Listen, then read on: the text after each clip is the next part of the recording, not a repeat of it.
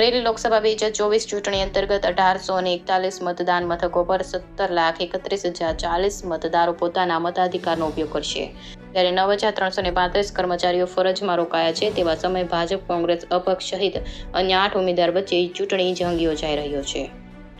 અમરેલી લોકસભામાં વર્તમાન જિલ્લા પંચાયતના પ્રમુખ ભાજપના ઉમેદવાર ભરત સુતરિયા અને કોંગ્રેસ ગઠબંધનમાં કોંગ્રેસના જિલ્લા પંચાયતના પૂર્વ પ્રમુખ ઉમેદવાર જેનીબેન ઠુમ્મર વચ્ચે જામ્યો ચૂંટણીનો જંગ. કોણ થશે વિજેતા તેવી ચર્ચાએ જોર પકડ્યું. અમરેલી લોકસભા મત વિસ્તારમાં 3 ટર્મથી ભાજપમાંથી નારણભાઈ કાછડિયા વિજેતા થયા છે, ત્યારે આ વખતે ભાજપ પાર્ટીએ નવા જ કાર્યકર્તાને ટિકિટ આપી છે. ત્યારે અમરેલી જિલ્લામાં 2022ની વિધાનસભામાં 5 ધારાસભ્ય ભાજપના વિજેતા જાહેર થયા, તો ધારી વિધાનસભામાં જેવી કાકડિયા સતત પણ 3 વખતથી વિજેતા જાહેર થયા.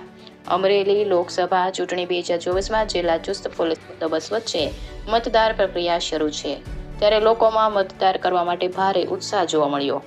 ધારી વિધાનસભાના ધારાસભ્ય જેવી કાકડિયાએ માદરે વતન ધારી તાલુકાના ચલાલાપર પ્રાથમિક શાળા ખાતે સહજોડે મતદાન કરી ભાજપના ઉમેદવાર ભરત સુતરિયા વિજેતા થશે તેવો વિશ્વાસ વ્યક્ત કર્યો. અશોક મણવર, અમરેલી. વિશ્વાસથી કર્યું છે. આત્મવિશ્વાસ એટલો બધો છે કે ભરતભાઈ સુતરિયા છે એ ખૂબ સારી જંગી લીડથી જીતી રહ્યા છે ને લોકોમાં ઉત્સાહ પણ અમને મળી રહ્યો છે. ગામડે ગામડે અમે જ્યાં જતા હતા ત્યાં બહેનોની ખૂબ મિટિંગો લીધી અને બહેનોમાં ખૂબ ઉત્સાહ જાગૃત થયો છે. ખાસ કરીને શિક્ષિત ઉમેદવાર ભણતરમાં ડિફરન્સ હોય પણ એ બેન છે એ અહીંયા રહેતા નથી, અમદાવાદ રહે છે અને વીરજીભાઈના દીકરી છે. હવે સાસરે વયા ગયા હોય તો હું તો કહું સાસરે પક્ષનું કરવું પડે, પિયર પક્ષનું મૂકી દેવું પડે. આ આપણો સમાજનો નિયમ છે. પણ એ હવે એક વારસો રાખવા માટે આવ્યા છે, પણ રાજકારણમાં ખરેખર વારસો ન હોય.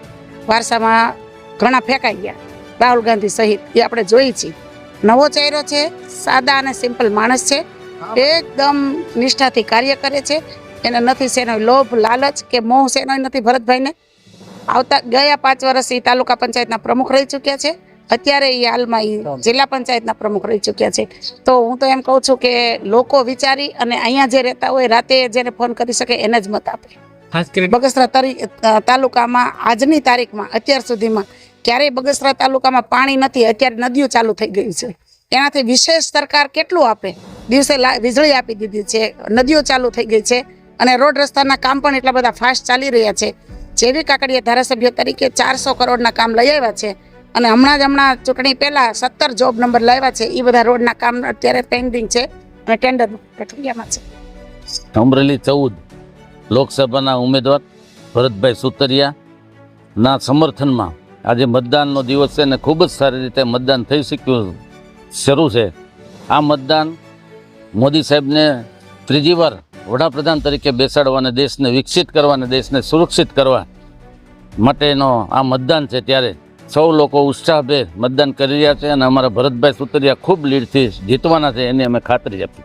અમરેલી જિલ્લામાં વિકાસને લઈને શું છે? અમરેલી જિલ્લાના વિકાસ માટે જે અધૂરા કાર્યો છે એ બધા પૂર્ણ કરવાના છે. અમરેલી જિલ્લો ફૂલ ડેવલપિંગ થાય એના માટે અમે પ્રયાસો કરી રહ્યા છીએ.